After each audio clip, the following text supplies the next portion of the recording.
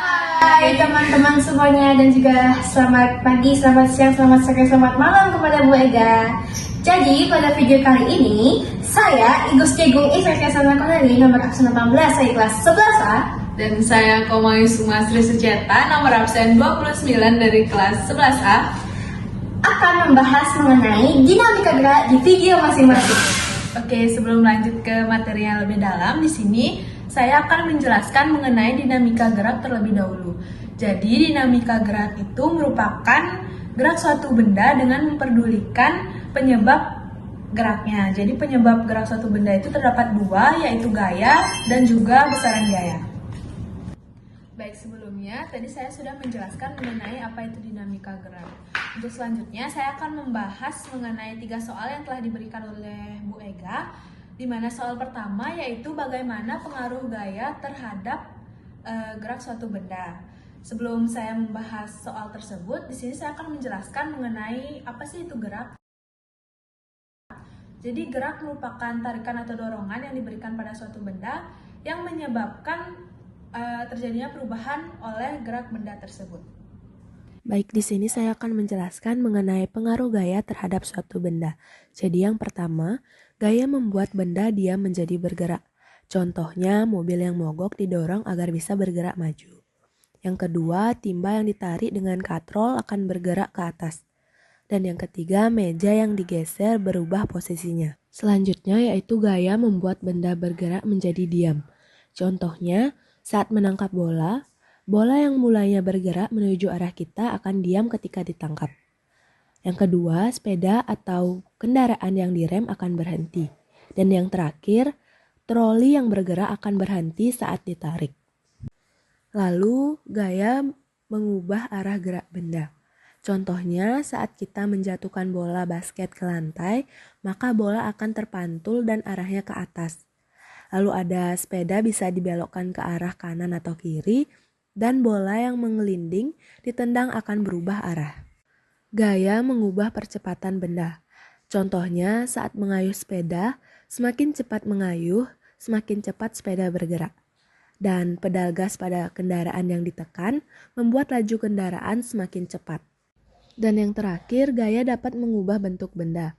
Contohnya, menekan plastisin, tanah liat, atau adonan kue bisa mengubah bentuknya. Selanjutnya, botol plastik kemasan atau kaleng yang diremas akan penyok dan berubah bentuk. Dan yang terakhir, telur yang jatuh ke lantai akan pecah karena benturan. Oke, selanjutnya kita move ke pertanyaan nomor 2. Jadi pertanyaan nomor 2 itu mengenai apa sih itu hukum 1 Newton, hukum 2 Newton, hukum 3 Newton. Dan disertakan penjelasan serta contohnya.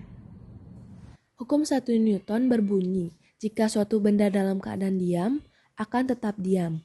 Atau, jika benda tersebut sedang bergerak lurus beraturan, maka akan tetap bergerak lurus beraturan. Contohnya, pada saat kita sedang naik bus yang bergerak dengan kecepatan tetap atau konstan, tubuh kita akan pada posisi duduk nyaman. Namun, ketika supir bus mengerem mendadak, maka otomatis tubuh kita pada saat itu akan terdorong ke depan. Hukum 1 Newton menggunakan rumus sigma F sama dengan 0. Selanjutnya terdapat hukum 2 Newton. Hukum 2 Newton berbunyi, percepatan yang ditimbulkan oleh gaya yang bekerja pada sebuah benda berbanding lurus dengan besar gaya tersebut, dan berbanding terbalik dengan massa benda. Arah percepatan sama dengan arah gaya 1 Newton. Contohnya, semisal kamu punya sebuah mobil mainan, lalu kamu menarik mobil mainan tersebut. Maka, mobil tersebut akan mulai bergerak. Semakin kuat kamu menariknya, akan semakin cepat mobil itu bergerak. Hukum 2 Newton menggunakan rumus A sama dengan sigma F dibagi M, di mana A sama dengan percepatan, sigma F adalah resultan gaya yang bekerja pada benda, dan M adalah massa benda. Dan yang terakhir terdapat hukum 3 Newton. Hukum 3 Newton berbunyi, jika kita mengerjakan gaya pada sebuah benda, benda tersebut akan mengerjakan gaya pada kita yang sama besarnya, tetapi dengan arah yang berlawanan. Contohnya, pada saat kamu mendayung perahu. Sewaktu kamu menggerakkan dayung ke arah belakang, perahu yang kamu kendarai akan bergerak ke depan. Hukum 3 Newton menggunakan rumus sigma F aksi sama dengan minus sigma F reaksi. Baik, di sini saya akan membahas soal terakhir, yaitu apakah pengaruh gaya gesek terhadap gerak suatu benda. Namun sebelum saya membahas soal tersebut, di sini saya akan menjelaskan mengenai apa sih itu gaya gesek. Jadi gaya gesek merupakan gaya yang berarah melawan gerak suatu benda. Gaya gesek di sini dibagi menjadi dua, yaitu gaya gesek dinamis dan juga gaya gesek kinetik. Gaya gesek dinamis itu merupakan gesekan yang dialami oleh suatu benda pada saat benda tersebut bergerak. Dan gaya gesek kinetik yaitu gesekan yang dialami oleh suatu benda pada saat benda tersebut dalam keadaan diam. Di sini saya akan menjelaskan mengenai soal ketiga, yaitu pengaruh gaya gesek terhadap gerak benda. Yang pertama, menghentikan gerak benda. Contohnya, rem sepeda. Jadi rem sepeda bisa bekerja dengan cara membuat gesekan antara karet rem dengan pelek sepeda, sehingga roda sepeda bisa melambat gerakannya bahkan berhenti. Ini adalah bukti bahwa gaya gesek dapat menghentikan gerakan benda. Yang kedua, dapat menggerakkan benda yang diam.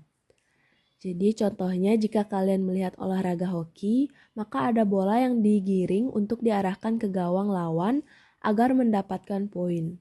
Bola ini bisa bergerak karena ada pemain yang menggunakan tongkat untuk mengarahkan gerakan benda. Jadi bola mengalami gaya gesek yang kemudian membuatnya semakin cepat bergerak. Baik, sekian video dari kami. Semoga bermanfaat. Mohon maaf bila ada salah kata atau kata-kata yang tidak berkenan. Kita tutup dengan Parames Santi. Om Santi Santi Santi Om. Terima kasih Bu Ega, terima kasih teman-teman, terima kasih atas semua.